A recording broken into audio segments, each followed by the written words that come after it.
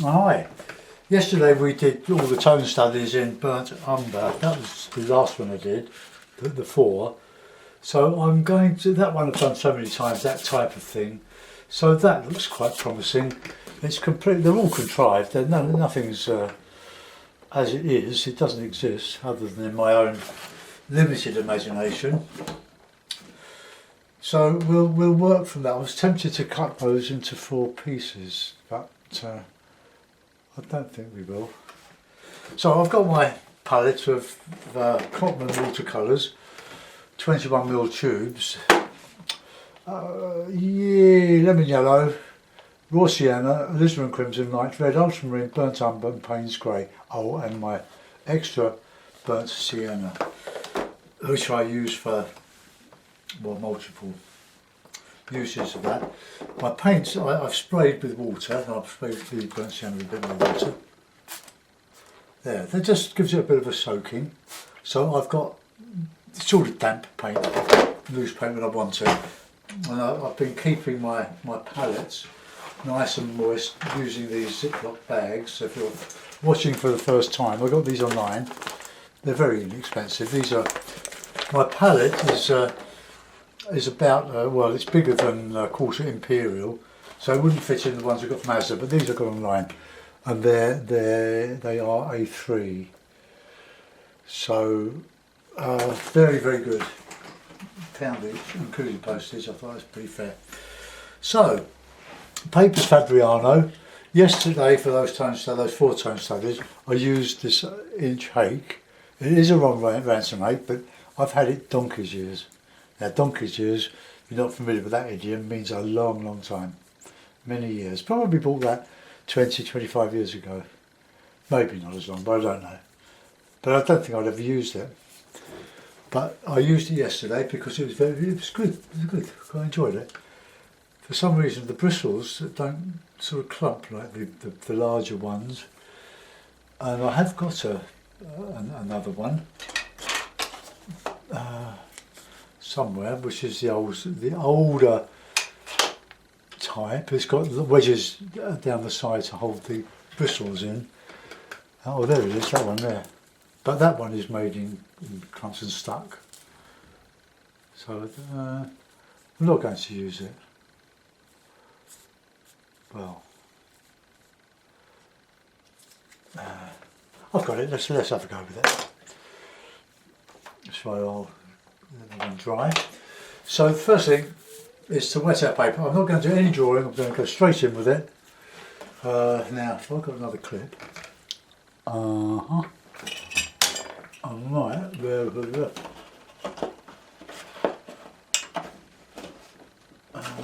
No, it's not going to work. No, I'll just put it to the side. Right, so I'll wet the paper all over using this new. This isn't a Ron Manson hake, or at least it hasn't got his name on it. But it might give us some nice effects on the trees. But I don't think it's going to go into a nice chisel for doing straight edges or this, that and the other. We'll see.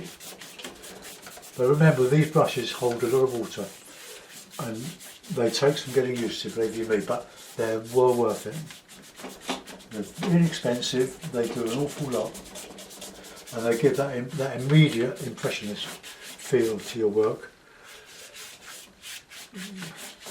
Right, bit of a wet with some burnt sienna, raw sienna.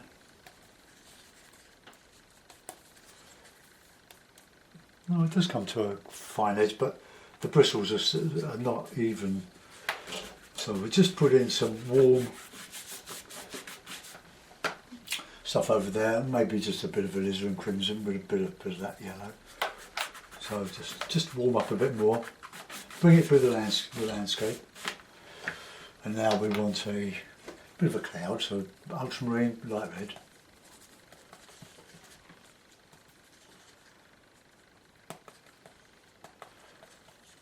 So quite delicate. Oh, I'm not sure about this.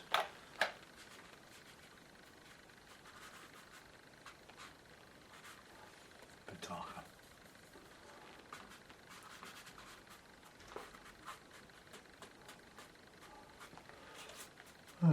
so we can put a bit of warm, nice, a bit of blue in there.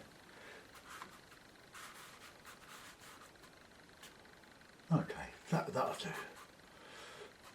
Put some water in the pond or something in there, but put that in too.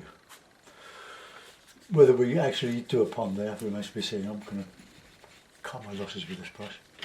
It would take quite a time to wear in and lose a few of its hairs, but not a bad brush.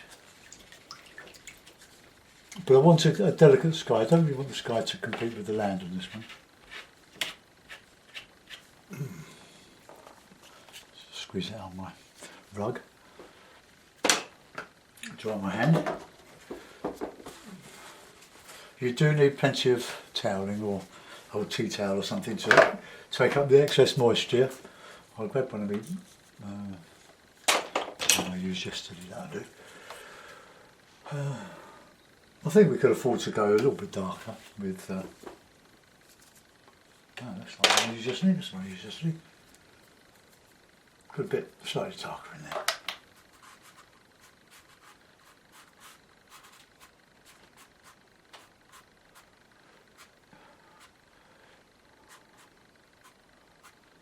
Right, okay, see what happens to that. Right, now I want some hills in the background, so we won't go up to the. I want a fairly low horizon. I don't. Well, about there, I suppose.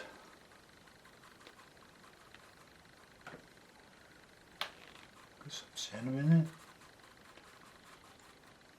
That would probably be a bit too light there, so I'm just going to put that a bit heavier, otherwise we'll lose it as it dries. That'll do, so we can right across there with that. And then we'll sort out what goes on in there in a minute. Bit of lemon yellow, why not?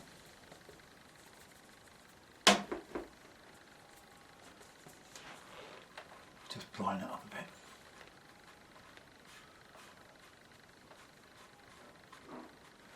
Okay, so that's a start. Just bring that up there. Right, now we want some harder stuff at the bottom of that, at the back, like here, across the horizon. So I'll mix a bit of burnt sienna, a bit of ultramarine, and a bit of lemon yellow. So let's just put in some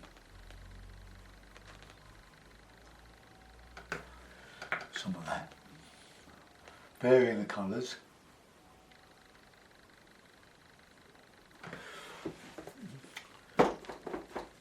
Now good dark in there now, good darky green.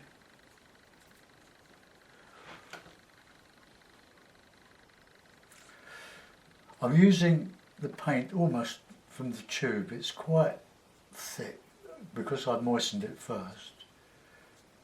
It's lovely to do this, especially when you're working on an underlying wet paper.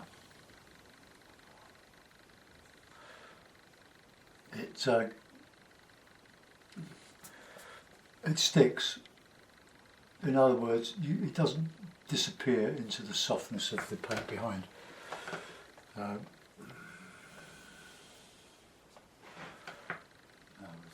add some more colour to that there.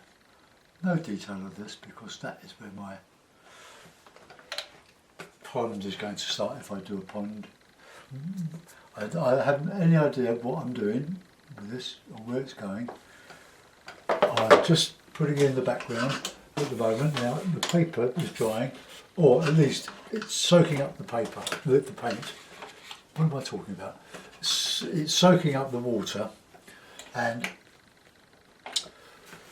expanding. Now that's coming out to be quite a nice sky, quite a bit of atmosphere. Well, it's obvious really, isn't it? But now I'm going to put in some heavier trees now in here. So summer trees. So let's go for it. Let's start off with light. So let's just nice heavy coming over that, and then we can go with the darker bit, just the burnt sienna, ultramarine. You can use Payne's grey if you wish, just to get the different greens. And don't make your foliage too regular. If we come into the shadow, we can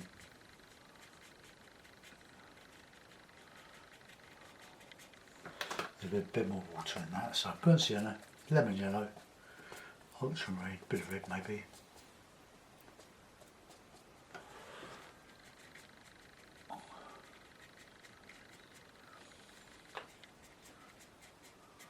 Some yellow, lemon yellow, where it's catching the light at the top.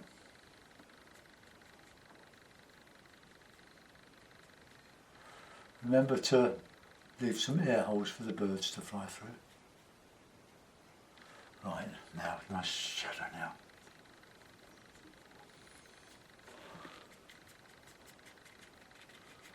And the rough stuff.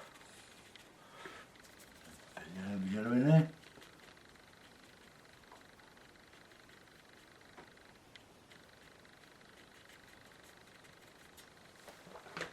By the time I got my darks and my details in there, there's a few scrapings. Down there. We'll get in with our nice lighter stuff here. Burnt sienna, yellow, bit of water.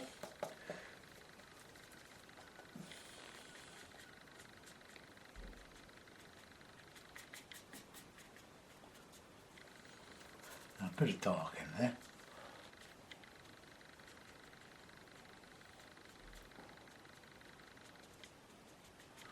I'm going to edge out some rocks in this in a moment.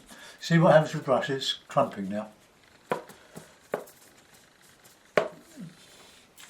It's a heck of a job trying to keep those bristles together with this one.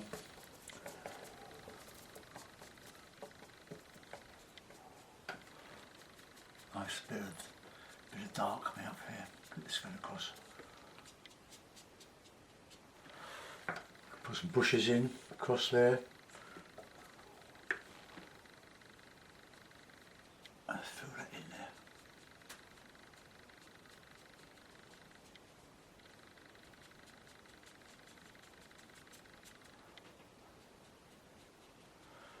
Well, to do some rigger work in this, I'm vamping this. I'm just making it up on the hoof, as we say.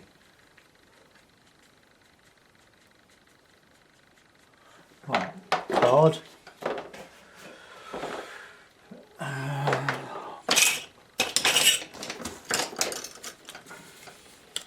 Who will?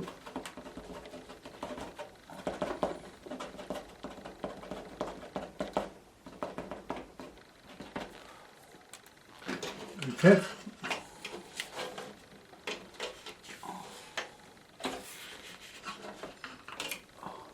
I'm going to do some more.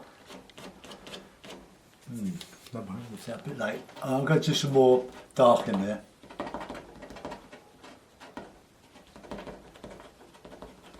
Some rocky edge to this.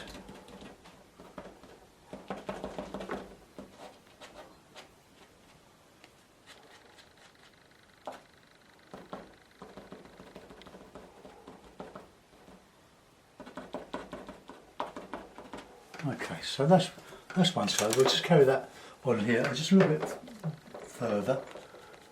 It's a bit more yellow in there for some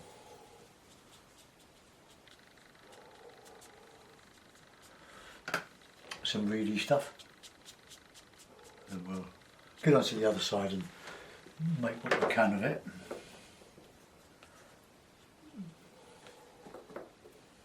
So this is me just having a bit of fun with the brush and hoping I don't overdo it. It's very easy to do when you're doing this sort of stuff. So we've got some water coming along here. Right, now the other side we're going to do a bigger stand of trees, I think.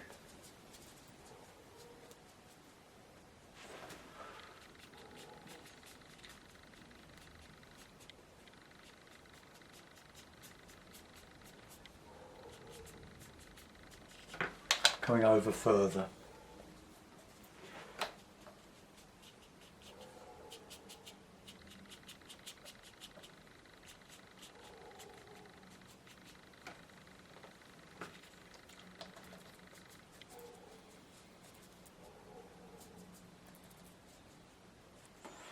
Put a bit of warm in there as well.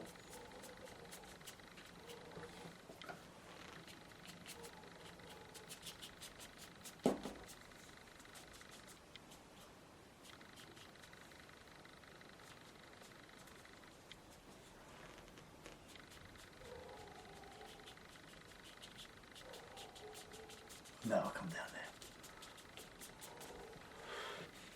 Get some nice dark bluey green in there. Something like that in there, a bit blue. The blue just gives the idea of distance behind.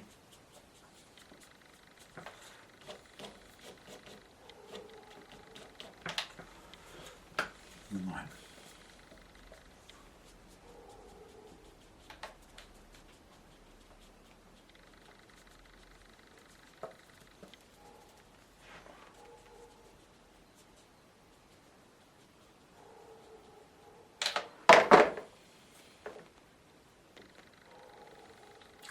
That's some really good strong darks now.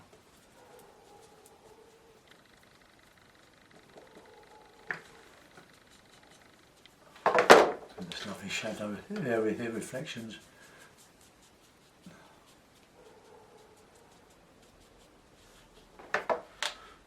That's where we want the darks, in here. So paint almost from the tube.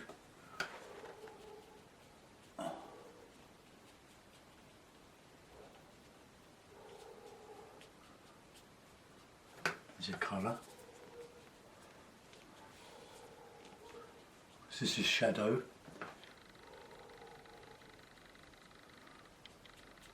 As that's darker, oh, it's drier, that would take the dry brush effect. Okay, just lift out. As it wets itself, you can lift out some bits.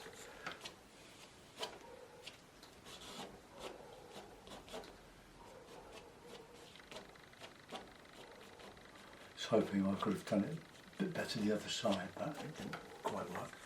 Right, nice and dark here.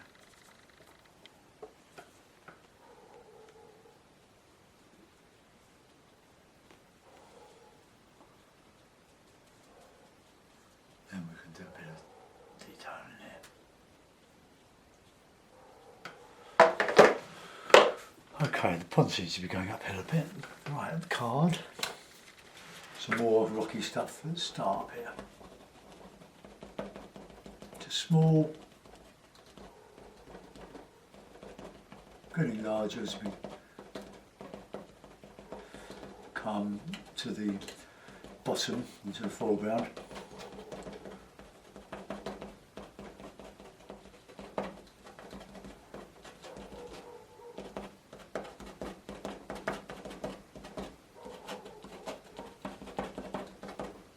Nothing like overdoing it, is there? Right, okay, now more dark now. It's a counter change against the light of the rocks. Over emphasising.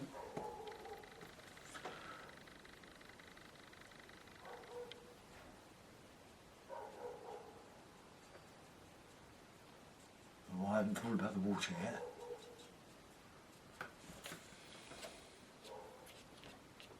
Right. So that is slowly coming to life on that side. Warm dark, the Payne's grey and the burnt sienna. Look.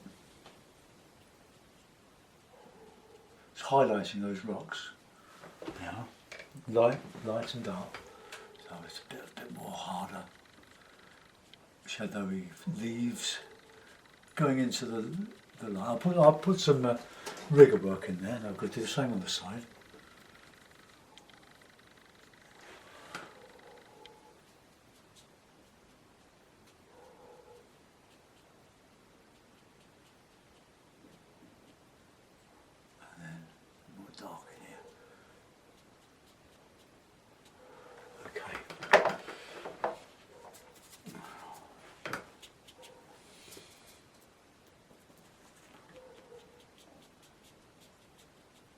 still a bit wet that, so it's not really doing so good with the dry brush.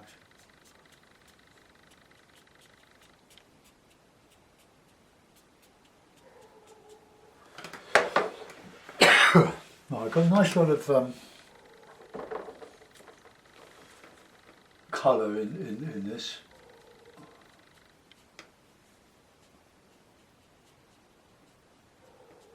So I've done all that without a rigger or anything else. Right, we'll put in a bit of warmy stuff on the foreshore here. I might even put a lake in there. Let's see if I can just drag that down a little bit there.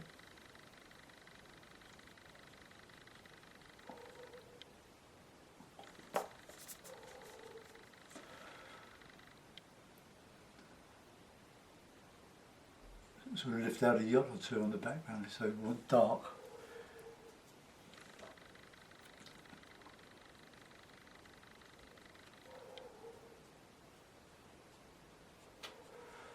Got a bit of blue in there just to give it a bit of distance.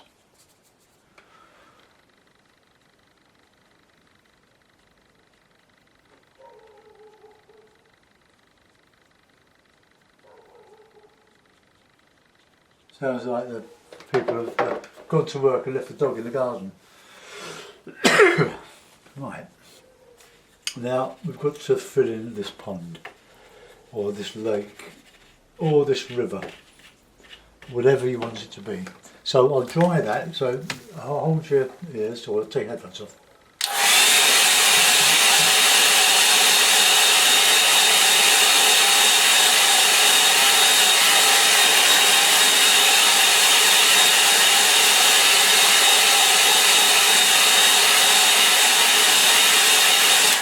Now, what I'm going to do, I'll just clean my palette and I'm going to see if I can dry brush some sky colours very gently across the lake to give a bit of wind ruffling. And where the wind ruffles you don't get the reflections. So an old, well, the late chairman of the old art group I was a member of for many, many years, Albert Helton, member of the Wapping group, friend of Edward, oh, excuse me, Edward Wesson, said if you don't know how to do reflections or where they come from or where they start, where they finish, because you're guessing, he said, or you're on the spot and you're confused, he said throw a pebble in the pond or the lake and then you don't have to do the reflection. Good advice. So we're just going to see if we can do a bit of blue, bit of red, very, very gently. Good play. I don't do enough of this. Right, I'm just going to just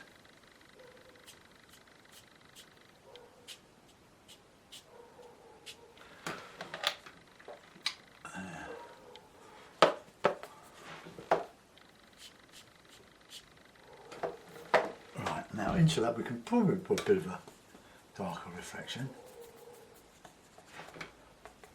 But we've got those trees, so we can put those in a bit dark. Not a lot.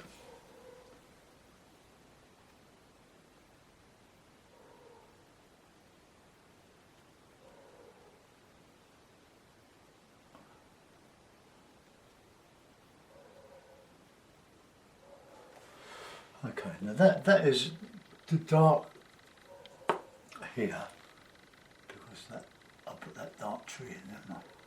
So a bit darker there. Okay, so that'll do for that.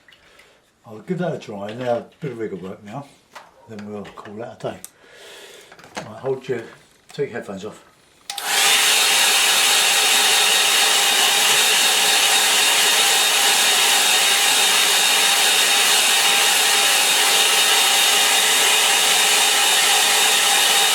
So all I need to do is just straighten up that edge there, that horizon. So I'll just get my inch flat and just wet it.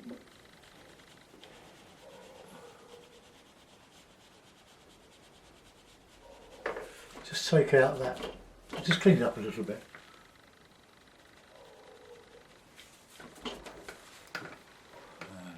here. That'll do. Right, now I'm going to put a yacht right in the centre like that.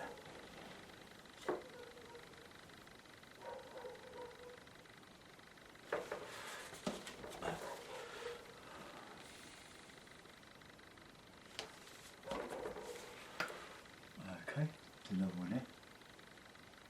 Just loosens the paint a little bit, but you need dark paint on the background to do this.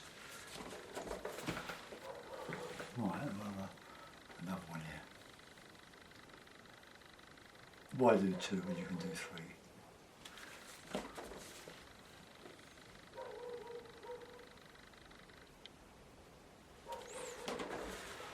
Right, that'll do for that.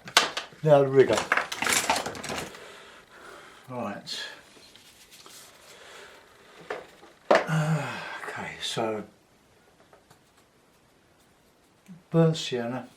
You can use burnt sienna. Well, I'm using burnt sienna.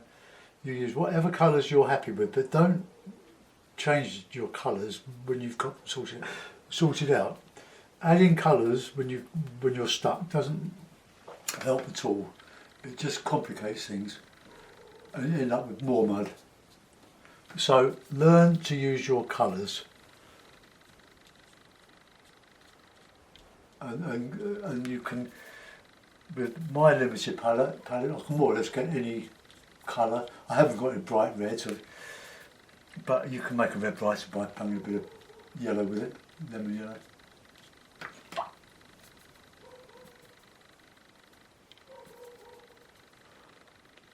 But the neighbours living next to us and that dog going around the bend already. With you dog owners, but Freddie doesn't bark, he meows and howls. Comes out the top there.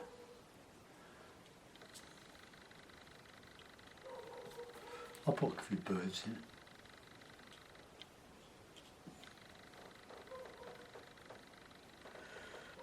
Please don't complain that I've had to go to dogs, but that is a nuisance. It gets to you after a while, doesn't it?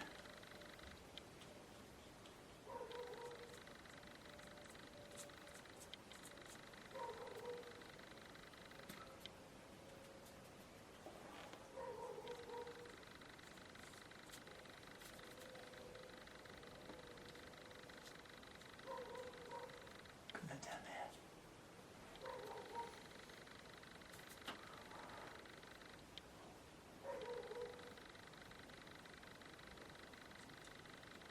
Sticking that one up a little bit. Right, a little bit over the other side.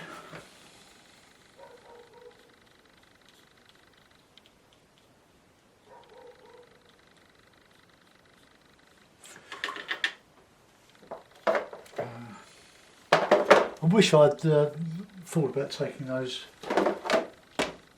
just lifting those chunks over my fingernail. I forgot. It didn't quite work, so let's just do it like that.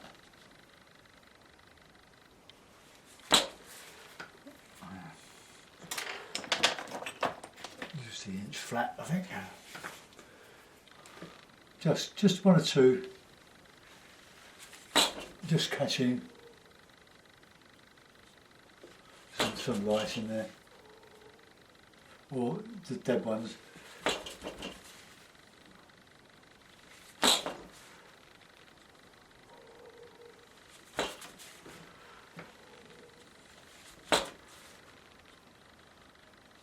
Just catching a bit of light coming through the trees there.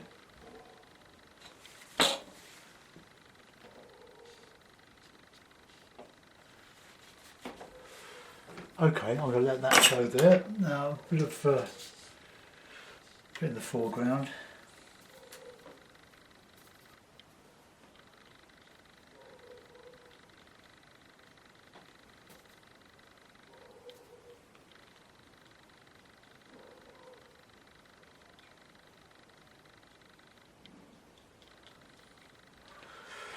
Right, afterwards.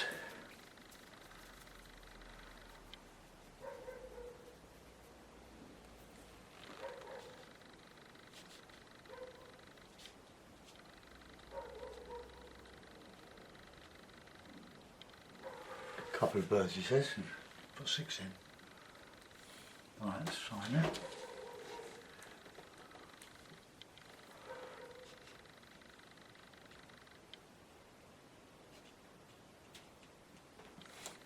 Right,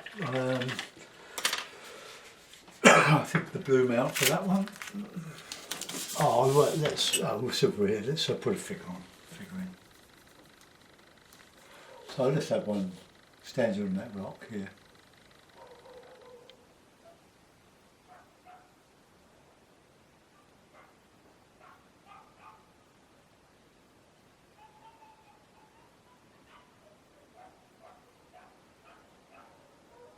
God, there's 2 of them now.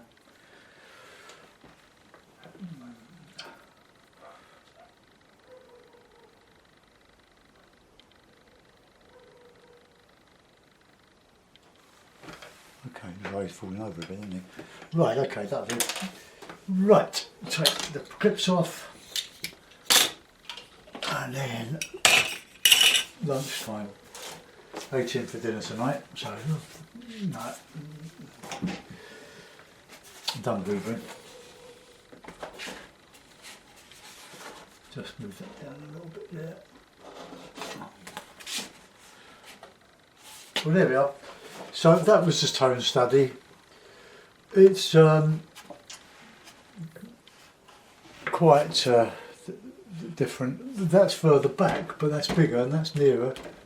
But it doesn't really matter. These are sort of smaller trees. So that's the idea. So do have a go at these tone studies. Put in what you want to do, and then work something out from your tone. Another good colour is sepia, and I have done some tone studies, but it's cool. It's a cool dark brown, or sepia. But this is burnt umber, and it's a very warm colour. But you know, you can just tinker away to your heart's content, just having fun with your paint. I hope you enjoyed that. Let's zoom you in. And we can see what we've done. Oh, there's my lake, and that's quite effective. And the background is reasonable. We've got some downs at the back behind the trees, and we've got some distant hills. So that is the big stand of trees, and the other one starts off lower for some reason.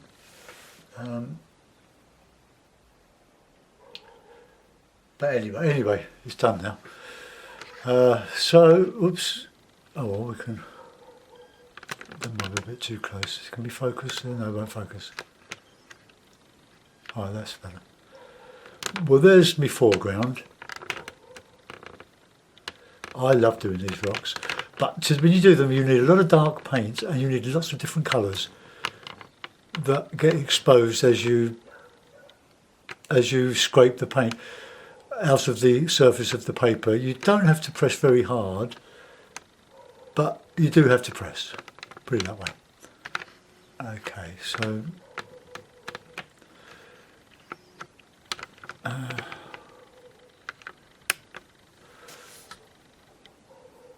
now I think about it, I'm going to make those trees a bit bigger because it is quite wrong, isn't it? So bear with me, let's take that off. Put a couple of clips back. It won't take long to do. The paint's all nice and soft, so let's just put one down there. Right, okay. Right, so nice green.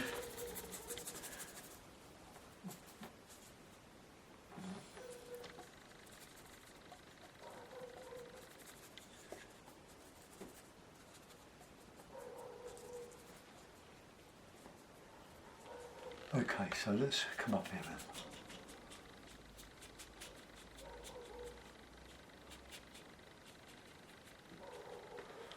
But I don't want to make them too similar.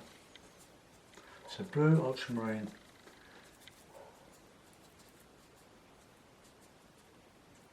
and burnt sienna. Oh, that's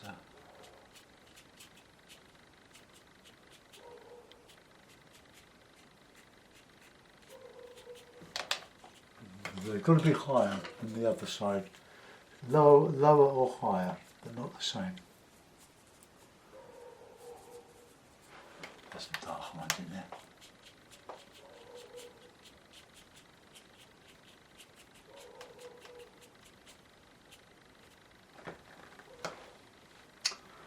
And some shadow.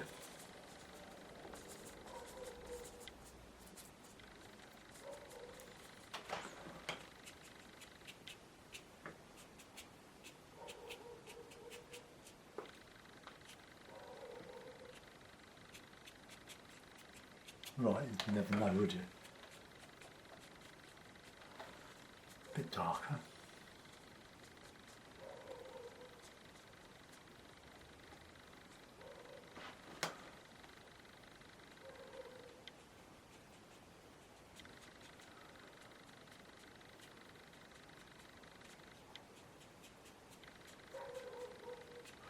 Okay, I'll give that a bit of a dry.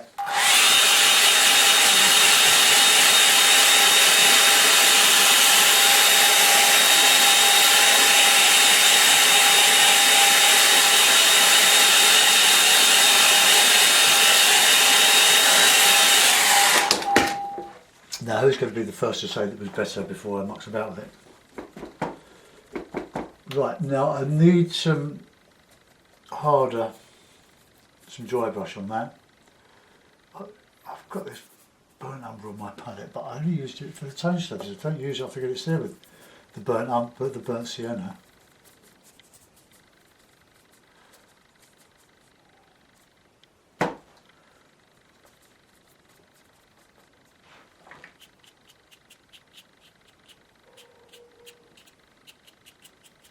Just a bit warm.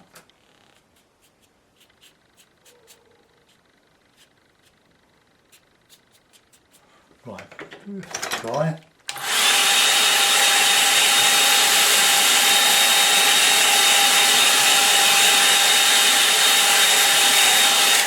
Then a few strokes of it. I'll use this number 4 rigger just for quickness. It holds much more water, much bigger brush.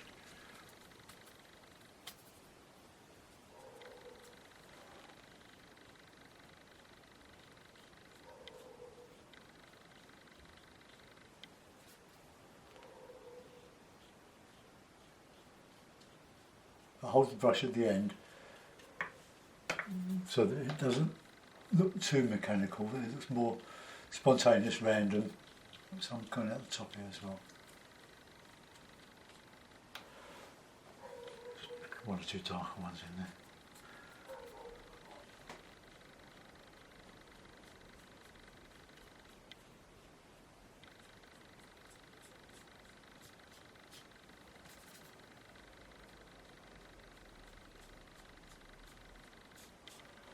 Right, that'll do. Right, back with the mount, and then we'll call it finished.